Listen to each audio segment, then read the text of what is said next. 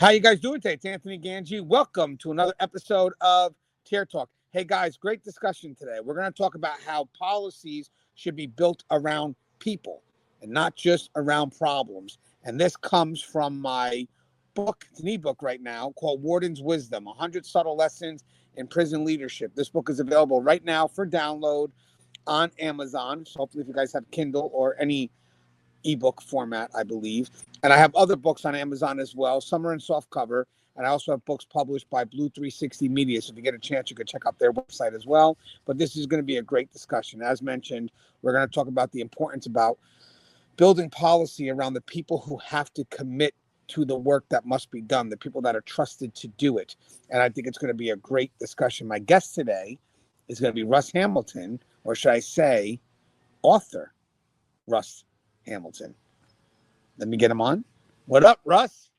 Hey, feels good, Anthony. How are you doing this morning? Good. So we've got to add a little something to your intro, sir. So go ahead. Let's get that intro going. All right. So my name is Russ Hamilton. I am a former correctional sergeant for California Department of Corrections and Rehabilitation. Started my career at San Quentin back in 1989. I later went on to become a senior juvenile correctional officer. I currently work for a private company where we do reentry and rehabilitation work for a local county probation department and a local county jail where I am the case manager.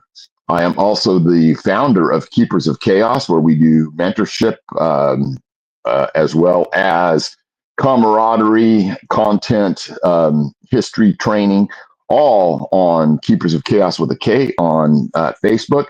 I am also the author of a brand new book that has just come out called Killing Complacency. It's Killing Complacency, Tactical Awareness for Correctional Professionals. And I'm really proud of it. As you can see there, I actually did all of the design work for the cover and everything myself. It was grassroots, from the bottom to the top and back again. And so I think that this is a book that's going to speak to the problem of complacency in corrections. I think it's going to, offer some really, valuable solutions. And I think it's really going to, change the way that complacency is perceived. And, it's a really in-depth look, I believe. I don't think that there's anything else actually out there like it. I think that I'm the first one to attack it, from all of the perspectives, from the psychological to the practical to the institutional. And I think that that really truly is going to, be something valuable to all of corrections. Yes. And let me just get myself back in. Hold on one second. There we go. And there we go. Sorry about that. I'm working it through the iPad, a little bit different. So, guys, I got a chance to read. I'm about 4 or 5 chapters in. It's an excellent, excellent read. I just got to also mention, Russ, your formatting is amazing. That's the one thing I'm not able to do. So hopefully you'll be able to help me with a few of the books I have on ebook. I mean, the time that you put in to basically put the book together in soft cover format, that's not easy. Trust me. Breaking it down chapter by chapter and just the way that it flows, guys. This is a book that's been needed, and Russ is 100% correct. There is no book on the market like this, and that is because this is the only book Russ written. So it's the only way complacency would be ever covered in this type of detail. And I'm going to put it out there is Russ, because I remember my very first, interview with Russ. So I think Russ was my third guest on Tier Talk. So we're going back 2012 maybe, because remember, we were on iHeartRadio first. One of the first things Russ ever said to me was complacency, situational awareness perceived but not achieved. Sort of to that line. I think I was accurate. I think that was pretty much spot on. And he carried that thought with him, and it's only evolved since then. And now that thought has become a book that's over 200 pages and definitely a well-needed book. So, Russ, I just want to thank you for providing that gift to this profession. It's a great read, guys, and I'm be able to finish it off during these couple of days off. It's just something that it's tough to put down. If I didn't have kids and a wife, and my anniversary is today, I would probably choose my time. Happy anniversary. Thank you, sir. I'd probably choose my time to be with that book. It's well written. Okay, Well, so guys, I'll tell you when you. I was going to say, when once you matriculate through, all of the parts, with regards to, where I set up the psychological part, I set up the practical part. The last part, the last 4 chapters are really truly what I call, an autopsy of critical incidents. And I picked 4 out of correctional history to really look at and see through that lens of, what complacency looks like. And, I think it's one of those things that's hard to stare at when you're in this profession. But it's well worth it if we save even one life. And I'll be interested to hear what you think about those last 4 chapters, because I think that there's also nothing quite like those, in the things that I've seen so far with regards to things that correctional professionals have written on the subject. Well, maybe when I'm done, I'm hopefully be done by the weekend, we could break apart one of those sections so people could see. I won't give away all 4. Maybe we could do one so people can understand the depth of your storytelling.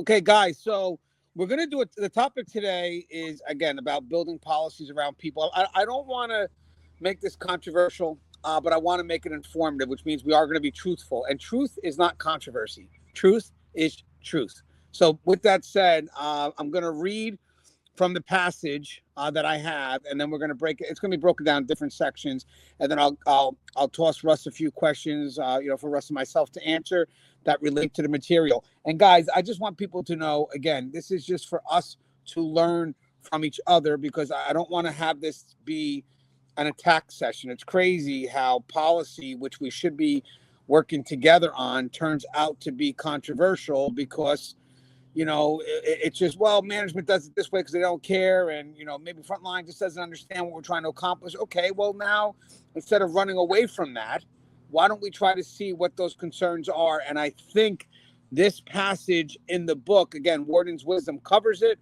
but I wanted to have a little bit more of a dialogue about it. And I got some thoughts here. So again, I'll read off the passage, toss some questions towards Russ, which Russ has no idea what these questions are going to be. And then we're just going to go from the top of the dome. So, all right. So the first part I have here, and right off the bat, this definitely is going to make sense to a lot of people. Policy as a reactionary cure-all. So in corrections, policy is often treated like the cure-all. Something goes wrong, write a policy. Someone makes a mistake, draft a memo. A facility gets public heat, tighten the language, add a step, create a form, add a signature line. It happens again and again, especially when something gets out, like an escape, a bad use of force, a misclassification, a procedural failure with public fallout. Suddenly, new policy becomes the bandage, but not the solution. Because when you build policy around problems, all you get is reaction. When you build policy with people, you get connection, investment, and most importantly, solutions that actually work. So the question, Russ, first question here is, what's the risk when policy becomes a reflex instead of a reflection, when it's written to silence fallout instead of strengthening function? Unintended consequence. And when I say that, that's the most succinct way that I can put that, is that when we are reacting to things and then we're placing things on paper, I think the old adage about, watching and looking and seeing, how sausage is made, is a good way to look at this. It's not pretty. And if you actually watched it, would you actually use it? Or for sausage, would you actually eat it? Everything that we touch within the parameters of what goes on inside a correctional facility affects every single other thing that's in there. And so, when things are happening, especially if they're being, put on the pages of news articles, or video news or whatever it is, there's more than a temptation. It just seems to be, it's the automatic, knee-jerk reflex to just start saying, "Oh yeah, well we're fixing it."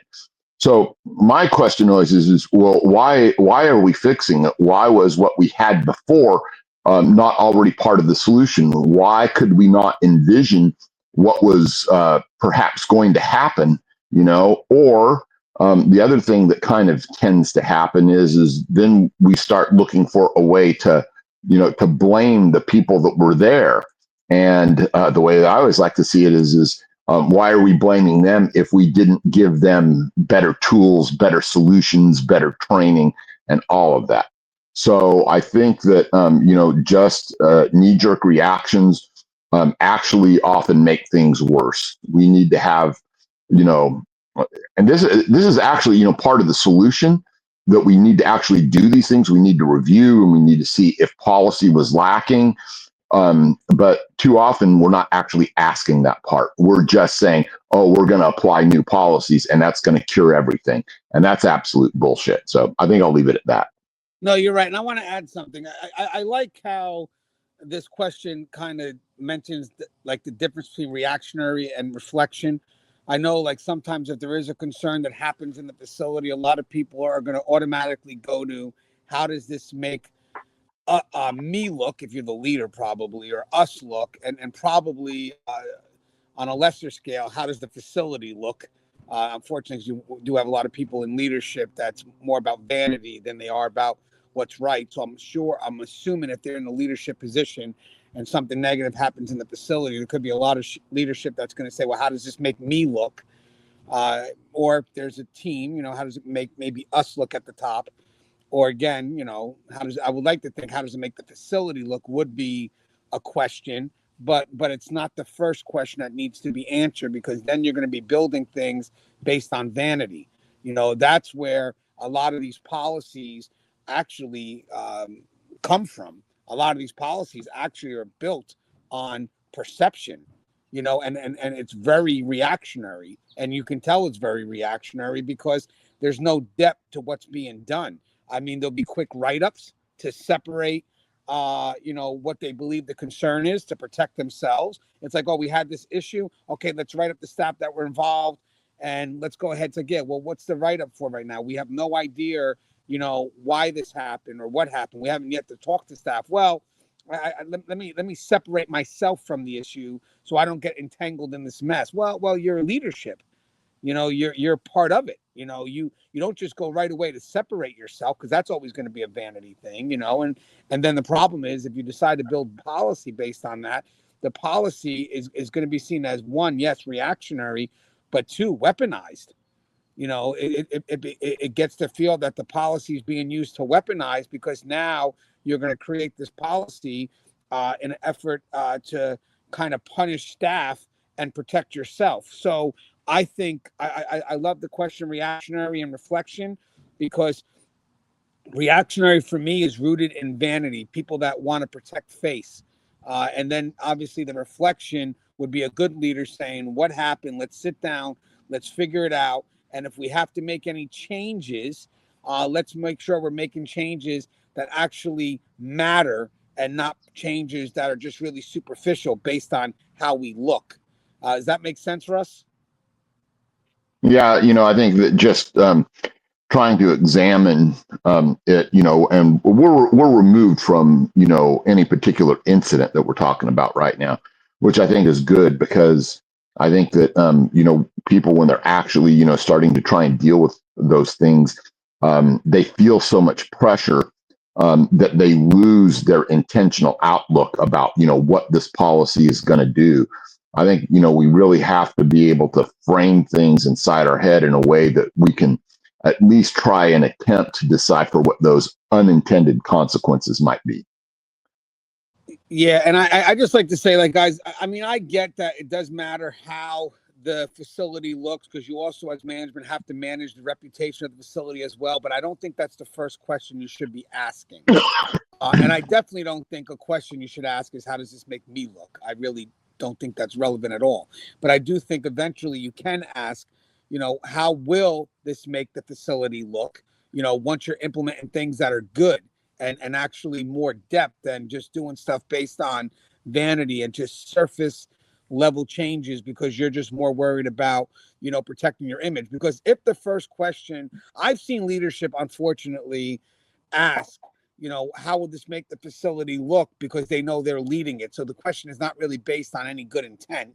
It's based on, they know that they're a reflection of the facility. So they're going to want to push everything away that makes that reflection look bad, because in their mind, that reflection, makes them look bad, but it's still not being done for the right reasons. Now, the second part I got here, Russ, this is key, is policies written in panic create long-term damage. So, I've seen it firsthand. A high-profile incident hits. The public wants accountability. Leadership feels the pressure from above, below, all around. The result, a policy is created in haste. It's overlayered, overmanaged, overcorrected, and it creates more confusion than clarity. Now staff are expected to navigate a complex process filled with duplicative steps, signatures, approvals, and language that only makes sense to the people who wrote it, not the ones expected to follow it. So what happens next? Staff slow down, staff get frustrated, staff disengage, and the process collapses under its own weight. So instead of improving the system, the policy becomes an obstacle. Instead of empowerment, it delivers micromanagement. Instead of accountability, it creates avoidance. And this is the moment you realize the policy wasn't built around people. It was built to protect leadership from liability, not to support staff in doing their jobs. So the question I got here, Russ, is have you ever worked under a policy that caused more confusion or resistance than clarity? And what do we learn from those situations?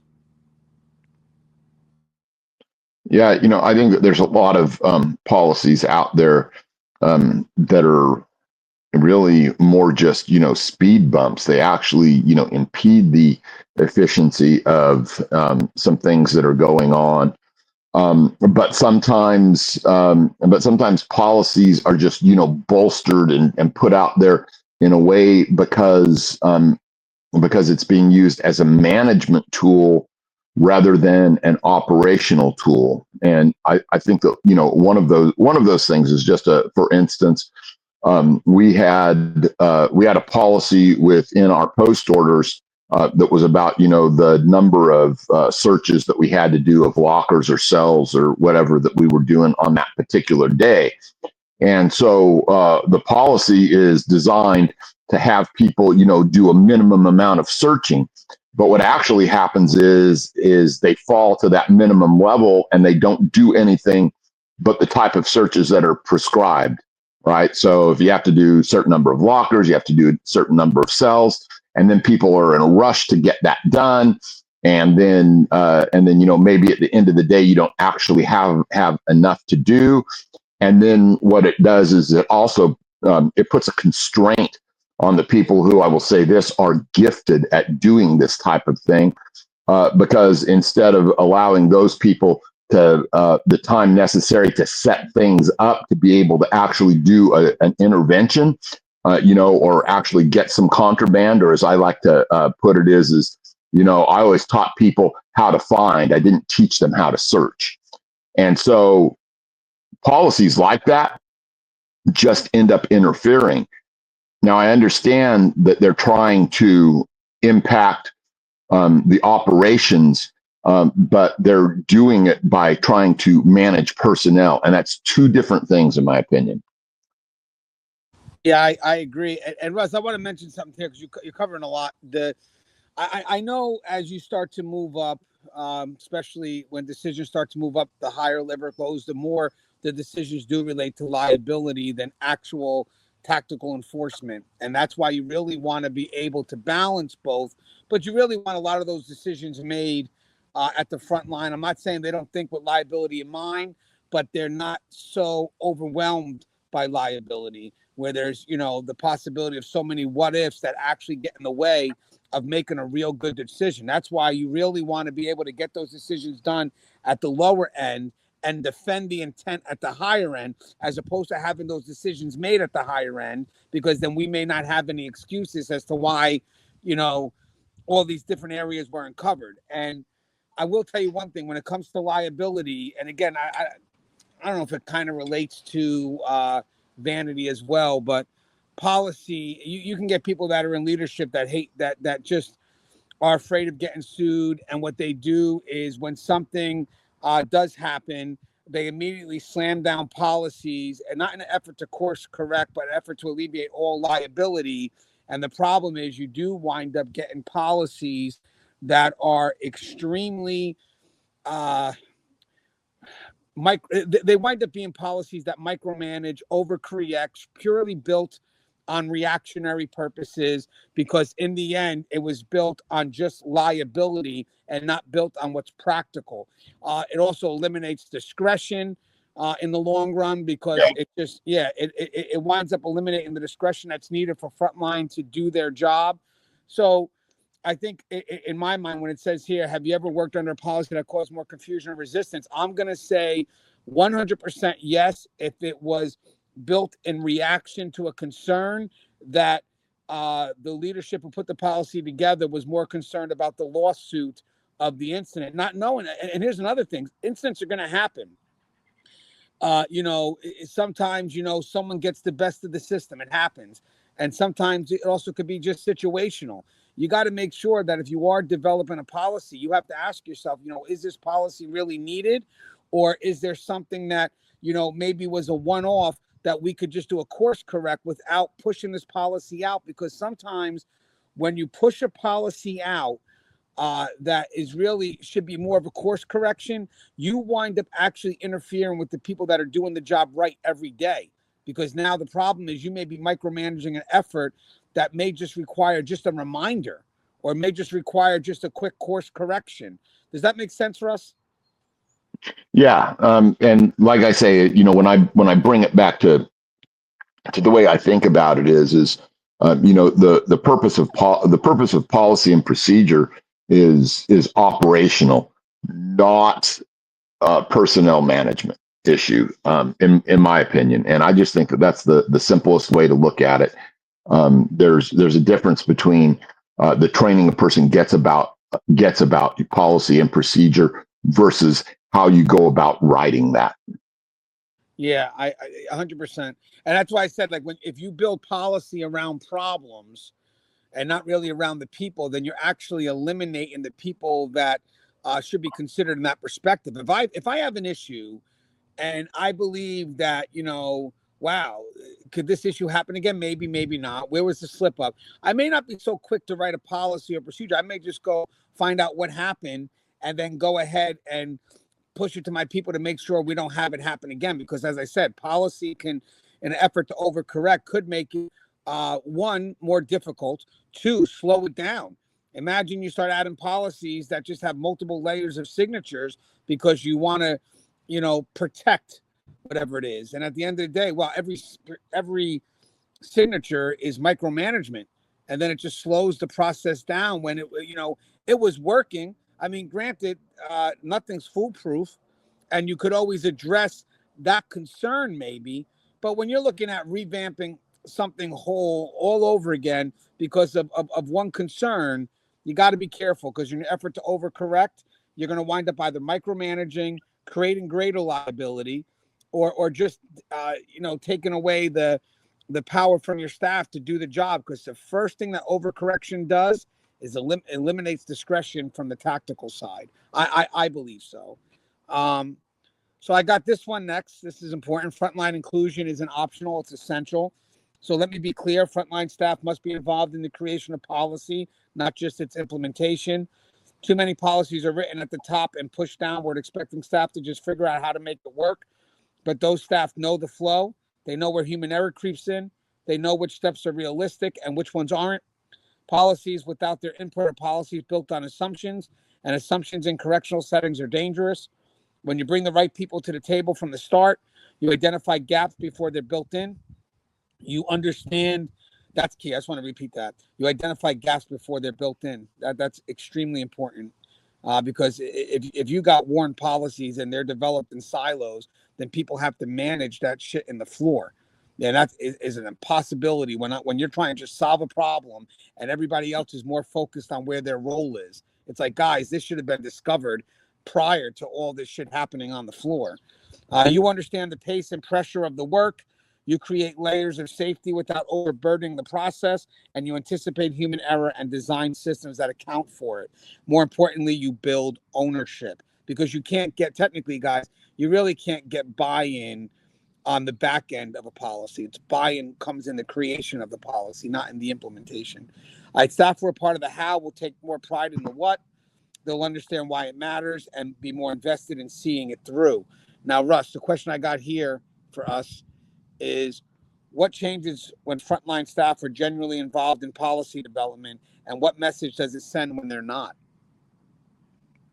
So I think that this is where it's really important for management and admin to understand that the subject matter experts with regards to the operation of the facility are really those people that are down there at the front lines. They are the ones that are going to, instantly see where the problems are going to crop up with the implementation of any new policy, any new procedure. And so when you cut them out, you're at those upper levels, in my opinion, already blind to, some of the reality of what we have to deal with down there, in the trenches. So when you bring the subject matter experts on board and you ask for their input and you ask for their recommendations, or even ask for, for some of the language that you need to get into a policy or procedure, you're putting yourself way ahead. It does a couple of different things. First of all, it gets you ahead of the reality of day-to-day operations, because those people know what's going on. Secondly, when those people are brought on board and they have to have interactions and discussions and emails and everything back and forth, they start to understand more of what your concerns are. And then they're able to, talk about it with their people, and possibly get them more invested in the process, or at least understanding.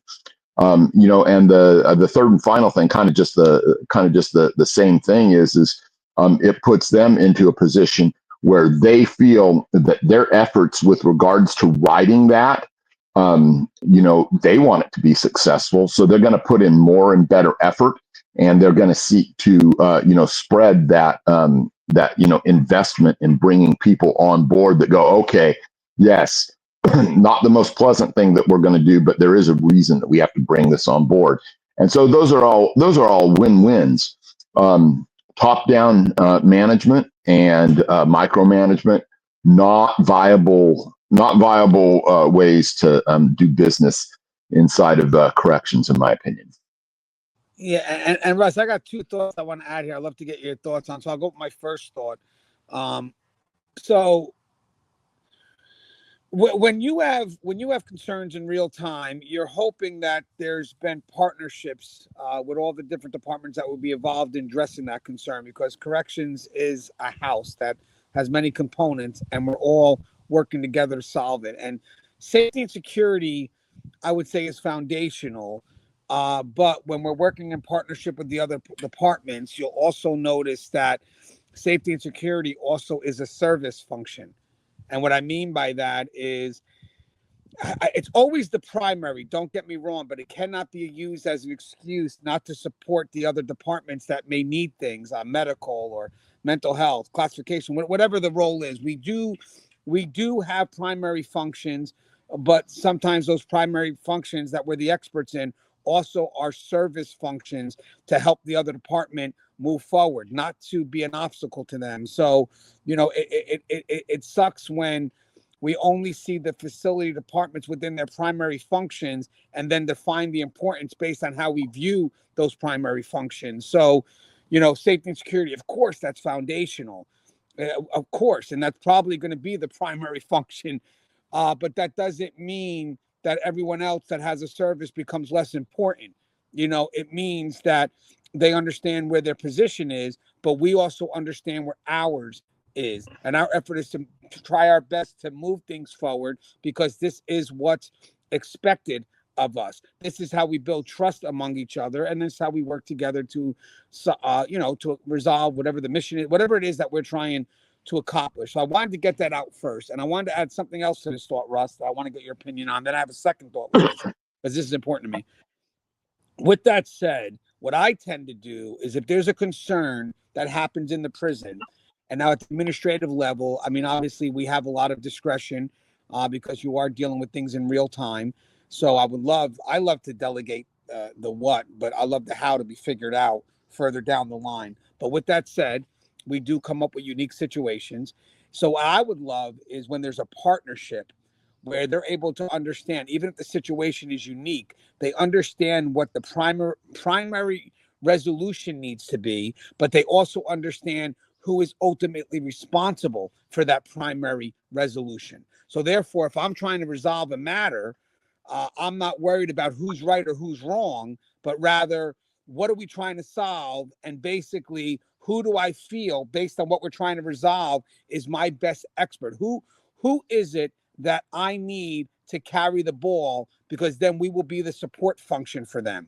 And that to me is extremely important. If you got policies that are built in silos, the problem is the people that are developing these policies start to write for what they believe the other half should do. And it doesn't work that way. You don't develop a policy without the input from the other half. The other half needs to know what their role is, and they need to know if their role is a support function or a primary function. Now, granted, if I'm working in something in the middle and I know what the resolution needs to be, but I got, let's say, two departments warring, because they don't know when to pass the ball, or maybe you're support now and you're not primary, that's a problem, because we're shifting away from the resolution. And the resolution, we always know what the resolution is. And the resolution should tell you, where the primary function is. So if I have a problem that's coming my way, Russ, I have an idea sometimes of what the resolution needs to be. I do. But at the administrative level, I need to at least know what I'm trying to get to. And then that gives me a little bit of an inkling of which department's the primary that I want to show support to. And then everything else will shift to support that primary department. But if what I'm hoping what I'm saying makes sense, because if you involve the people in this and it's not built around the problem, then we all know there's a partnership effort. And then you start finding that policies are built to work together and not isolate, or more importantly, and this is important, policies are not built to identify solely who's right and who's wrong, because then you will get nowhere.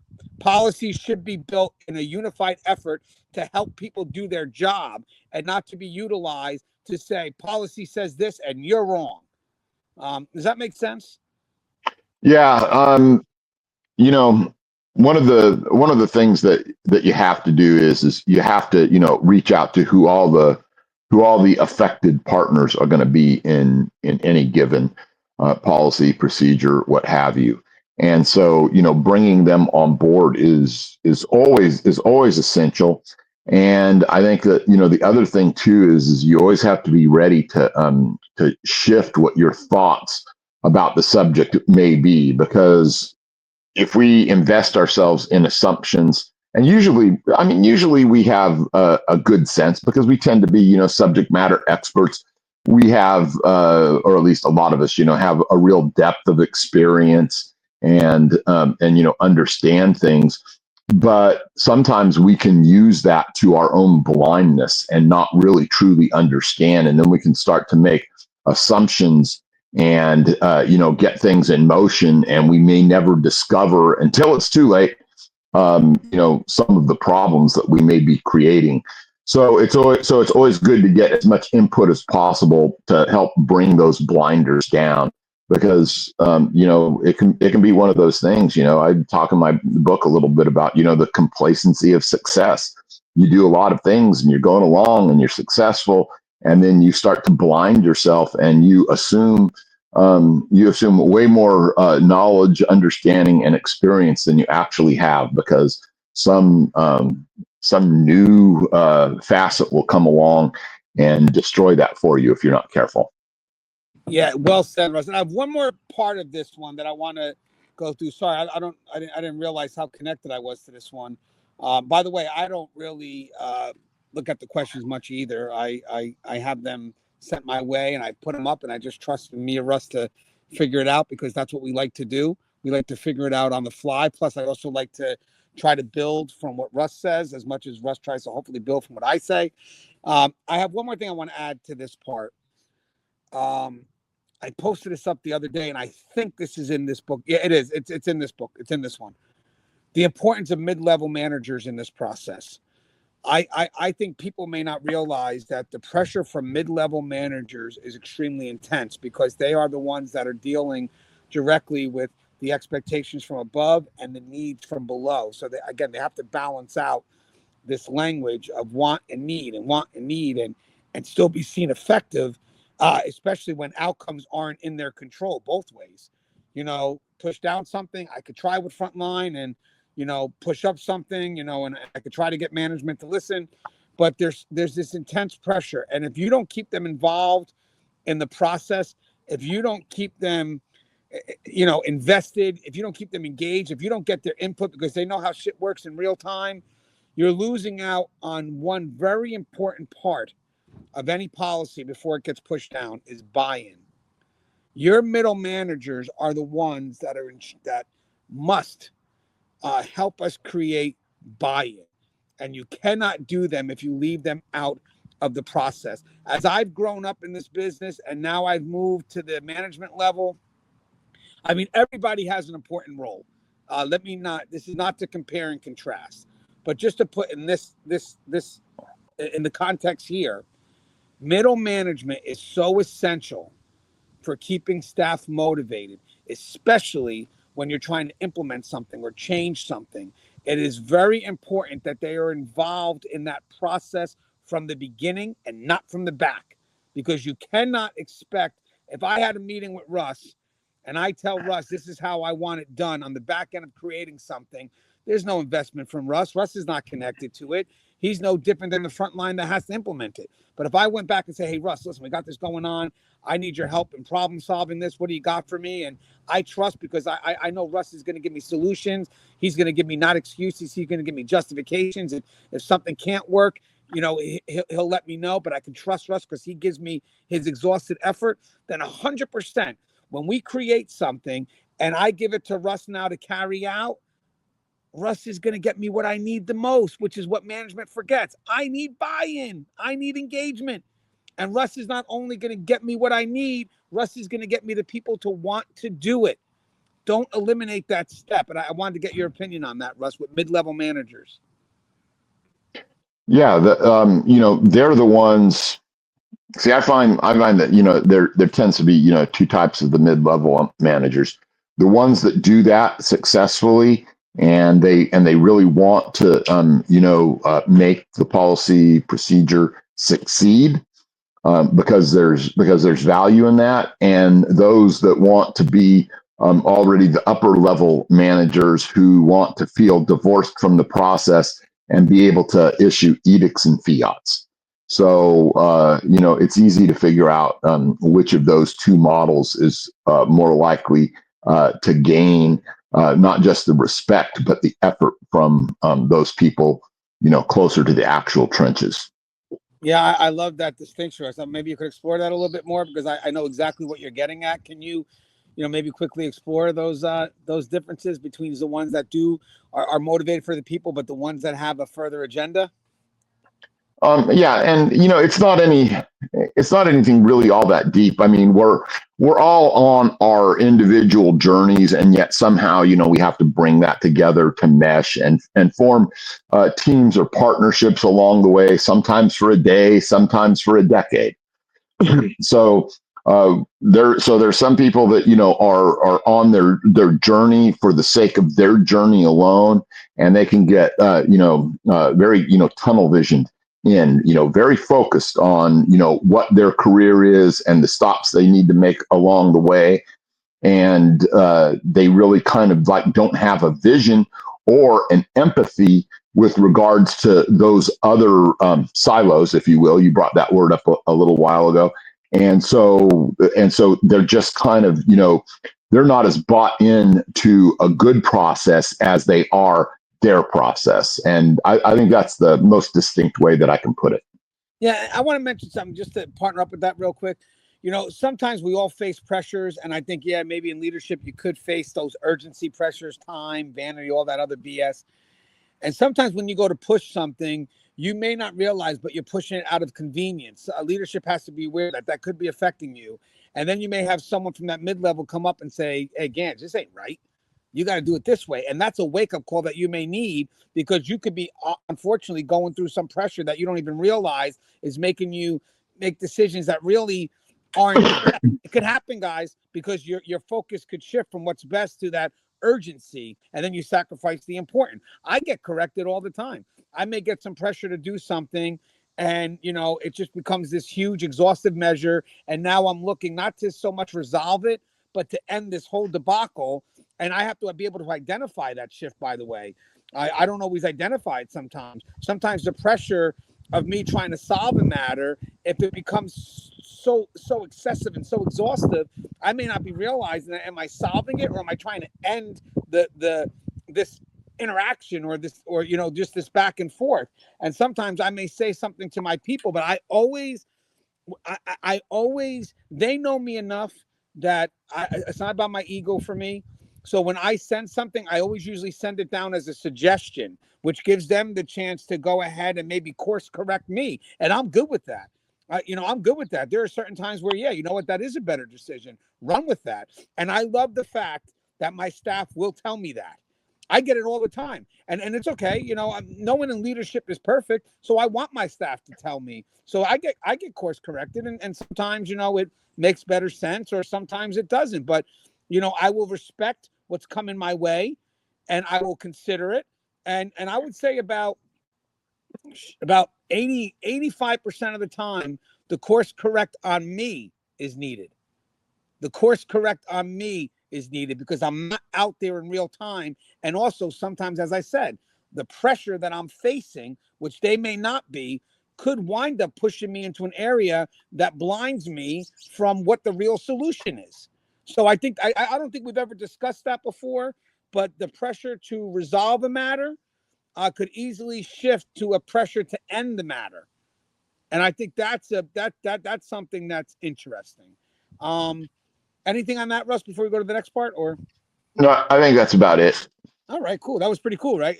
That's definitely a discussion worthy. Yes. So I got the next part. I got two more sections here, or after this one, two more sections. So 3 more questions left.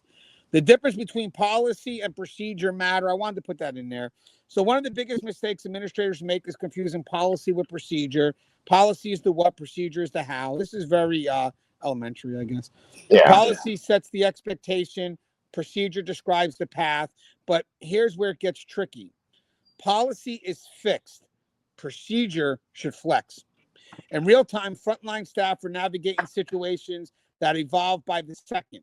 Emergencies, medical issues, inmate dynamics, custody breakdowns, environmental shifts. You can't lock them into a rigid checklist and expect them to adapt. That's why procedure must have room for discretion.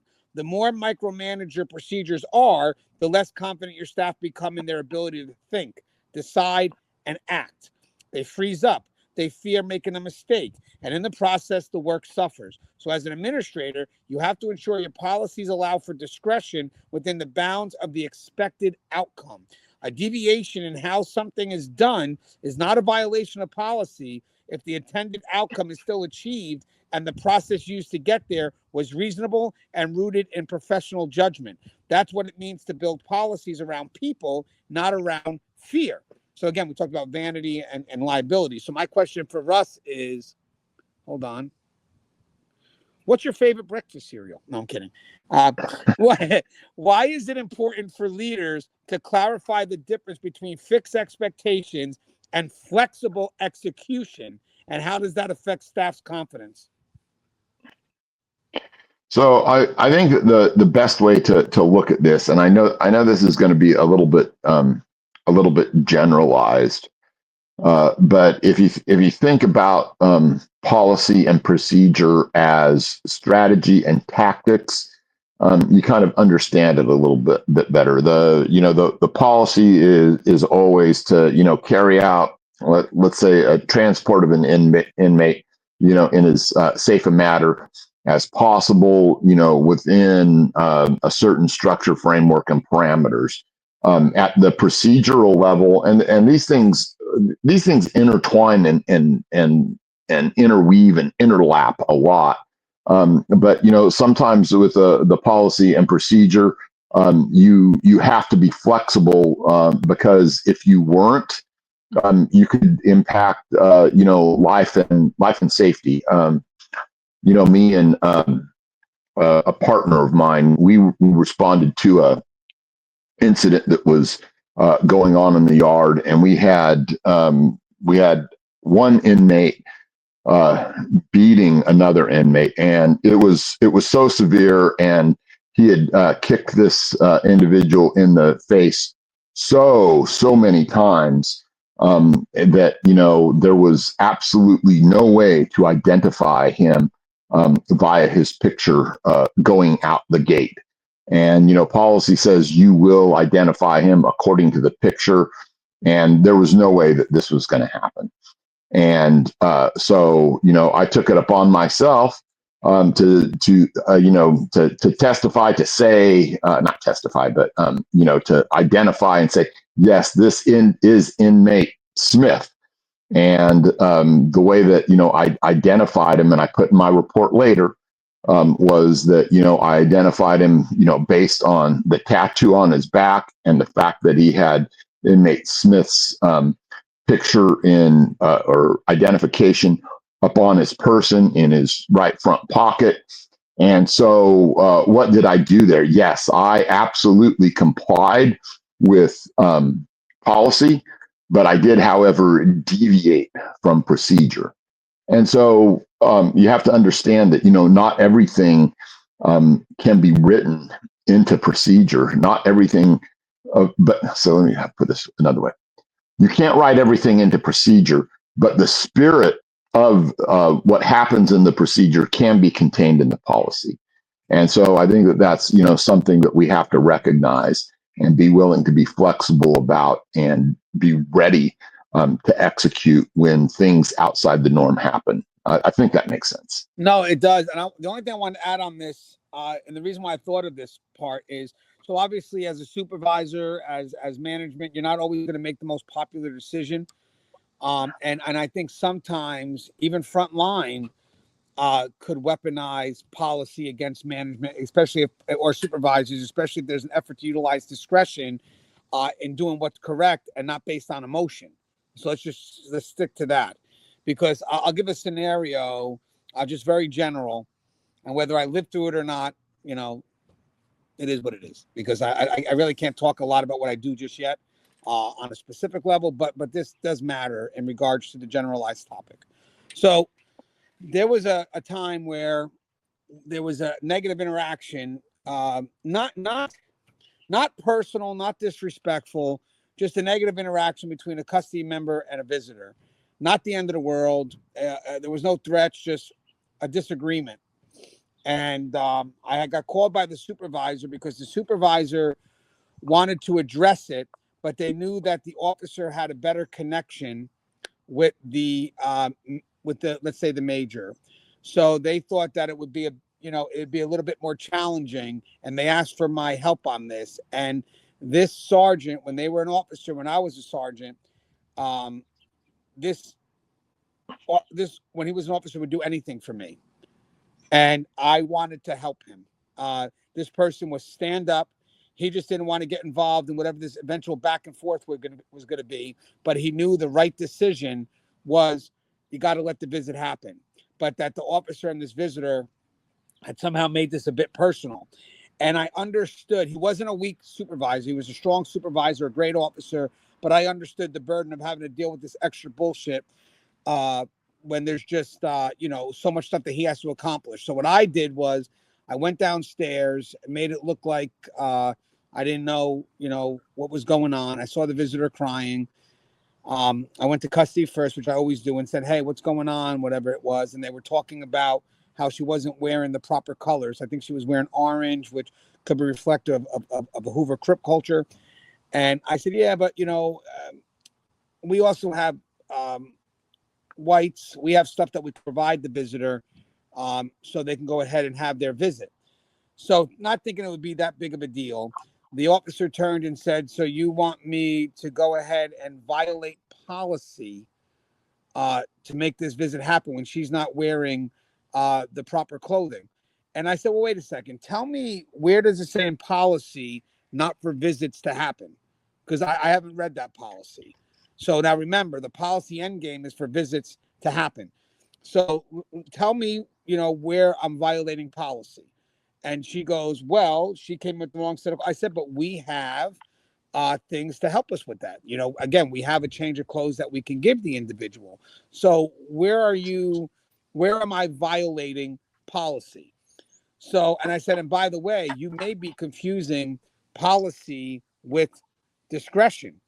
I said, because at this point here, policy wants the visit to happen, and I am in the authority, obviously, to work on some of the procedures as long as it doesn't violate any safety and security concerns to make that happen. Now, granted, if in my position, if I'm not trusted to make a simple decision like that, which is some level of discretion through procedure to get this done, then why am I even being given this position?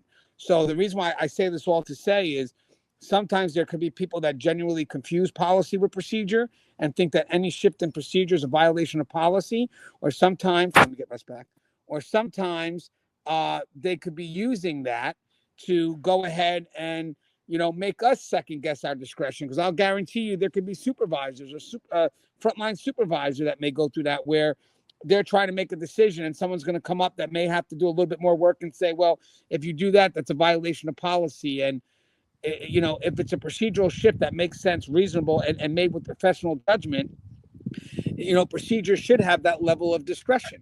So again, what's the end game? This is what policy wants. And like Russ said, we're put in a position to make the decision to make that happen. So the reason why you have supervisors and management is to make sure we always align with the policy, but it's supposed to give us the discretion through the procedure. So that's why we're there. We're there because we're the ones that are supposed to be able to ensure that when something doesn't fit perfectly, which is most of the time with what the procedure expects, then we have the discretion to go ahead and make it fit. Okay, so that's enough for that one. Sorry about that. Went a little bit of a high horse, but I just remembered that scenario. Just came out of nowhere there. All right, so 2 more sections. So sometimes you don't create the policy, but you still have to lead it. This is what we talk about with mid-level managers, I guess. So in this field, you'll be often required to implement policies that you don't create. You may even disagree with them. But disagreement doesn't mean disloyalty, and it doesn't mean you don't align with the greater mission. Your job is to connect the what to the bigger why. Even when the direction comes from above and the policy feels political, rushed, or performative, you still have to find a way to motivate the implementation. So that means understanding the intent behind the policy, clarifying the why to your middle managers, translating the message so that staff understand the bigger picture, and creating space for feedback and adjustment where appropriate. You don't have to agree with every line, but you have to lead with integrity and help your people stay committed to doing it right, because that's what leadership is. Now, Russ, the question for you or us is, how do we maintain credibility as leaders when enforcing policies we didn't create and possibly don't even fully support? Yeah, that's all part of the landmine field of corrections. I think that you have to be in a position where you are connected to your people. You have to be in a position where you are connected to those who supervise you, and you have to work to do the best that you can. I always wanted to be supportive of my officers. I myself, as an officer, always wanted to be supported. I think that there needs to be an intentionality, and this is something you can teach to your officers, to be within the bounds of being supportable. If you get too far, if you color too far outside the lines, it makes it difficult or impossible to stay there.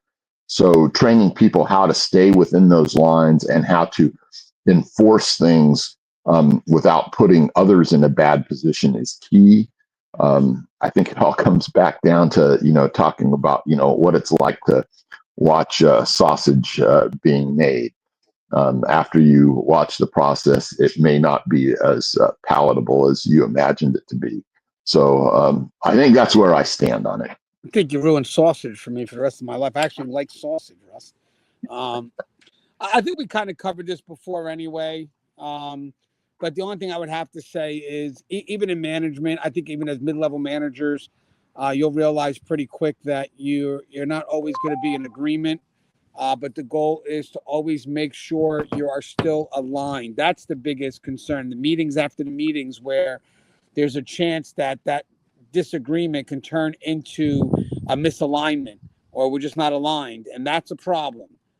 I would say that's a bigger problem than not always being in agreement, because I need to know after we have that discussion with everyone at the table that even if we disagree, I'm still going to get, loyalty as it has to get pushed down, because it's really just more about, listen, nothing's going to be perfect. You're going to have conflict. Conflict should be built in trust, usually based on ideas, strategies. Again, being heard matters more than the outcome, because sometimes the outcome really is out of our control. So most people just want to be heard. So as leadership, you got to let your people, vent and speak, because that matters more than anything, because at least they know that their side was taken in. But when that meeting is done and we start bringing things out to the floor, I need alignment. I don't want performative leadership that, winds up saying, yeah, we had this meeting and man, Russ went this way and I just bunch of BS, blah, blah. We don't need that. You had a chance. I trust you at the table. We're all putting something together in. But at the end of the day, I need that alignment when it leaves, because we all have bosses. We all have to push something across. And I don't need you going down and talking about how, you stood up and you advocated and you still think it's a bullshit idea. Like, I don't mind you saying that you advocated for the needs. I'm sorry. That's something you should say. But at the end, I need you to respect the outcome of whatever that meeting was. That's the key. So it's okay for you to say, these are the concerns you brought up. Let staff see your effort, because obviously transparency builds trust. But it can't be anti-management type advocacy. I'm not looking for a hero. At the end of the day, this is what happened. But after we had the discussion, it was agreed that this would be it, in reflection or built from my thoughts, not against it. So again, if we're at a table and we're discussing ideas, the growth of the idea does come from what's being presented at the table. So we tend to grow as the conflicts are discussed. But with that said, the end result should be something better, regardless of which way the outcome went. If it went Russ's side or if it went my side or whatever, it's not about win or losing. It's about working in agreement. The end all should somehow grow from Russ's perspective. Even if Russ did not get 100% what he wanted, the outcome still includes it somewhere, because we evolved from that conflict. Now, what I need that to be presented the next level down, so that when Russ goes and talks to his people, he explains how he advocated and how maybe it's not the outcome we wanted, but somewhere along the line, his voice was built into the solution. That's what matters to me. And then that's where you create the buy-in and the investment, but it also lets people trust Russ, because they know Russ is going to the table and they know Russ is speaking on their concerns. Because remember, even as a supervisor, as mid-management, if you want to build trust with your people, transparency is key, at least at the very beginning, because they need to know what you're about. So the effort has to be translated. So that's what I meant. But regardless, the meeting after the meeting, I want the buy-in. I don't want a hero to come in and say, yeah, I did management screw. No, I can't have that. So you may not agree, but are we aligned? Yes. Why? Because you let me speak. And I know the plan is better for it because of that. When people speak, and one last thing on this, the plan should evolve from what's being said at the table and not devolve. That means, we have to understand when our point was taken and when we move past that point. Let's not keep on going back to the same point when it's been addressed either. We've gotten it. Now we move past. So I think that matters too. But again, that's involved in the creative process, not on the back end when you're trying to implement it. And these concerns could have already been discussed. And now the failure it was preventable. All right, last part, Russ. Your best policies come from partnership and not panic, kind of what we discussed. But the best Yeah. policies I've seen didn't come from a lawsuit or a headline or an audit. They came from staff who said, this is where the process breaks down, or here's how we can do this more efficiently. This is where people get confused or overstepped. And here's where safety could improve if we did it differently. That's where real policy is born, not from panic, but from partnership. And when that happens, the policy becomes more than just a document. It becomes a living tool, one that staff understand, support, and even protect. So policies built only to solve problems create more of them. Real progress happens when policy is built around people, those who live the process, understand the risk, and know how to keep the mission moving. If you want real buy-in, involve them from the start. Let them help shape the how while you communicate the why. And great policies guide, but people make it work. Now, Russ, last question. What's the difference in outcome when policy is born from collaboration versus reaction? And how does that shift the culture over time? Well, I think the easiest way to just see that is the more people that stand behind a policy, the better chance of not just its implementation, but that it's implemented in a way that's productive and effective. And so when you have lots of different policies, lots of different procedures that are both effective, and well supported, then your chances of success or maybe even victory in outcomes is going to be much more assured. And when you present a united front that's born of professionalism, that can only help and support and mitigate the bad things that come along, because in corrections, bad things are always going to come along. But if you're up to the task and you're doing all of these things that we mentioned, it naturally mitigates a lot of those things, so that some things just never happen. Some things never come to that bad fruition. And it's hard to count the negatives of things that never happen. But you'll be much better off being able to do that. I love that, Russ. And for me, again, what's the outcome is guys, you're building investment. And I can keep this real quick. When people are invested, they trust that they can communicate through the process. They trust in healthy conflict. You're gonna get also innovation. You are going to get a facility that's going to be not just technically sound or technological or whatever. You're going to get the most important part: people that know how to adapt and adjust, and the facility is just going to constantly grow because we're allowing for the dialogue to happen. It's funny because you can get some leaders walk around and staff are afraid to talk to them, and then in the long run, like, man, this facility is so stagnant. There's problems going on that they'll never know because no one's telling them. And then you get other facilities where you have management that communicates and they know everything because staff is telling them. And then there's some empowerment there. There's trust there. So ultimately, for me, the key word on this one is outcomes that are truly innovative and invested. Two very important eyes: investment and innovation. Investment leads to innovation. Hey, Russ, anything you'd like to say in closing?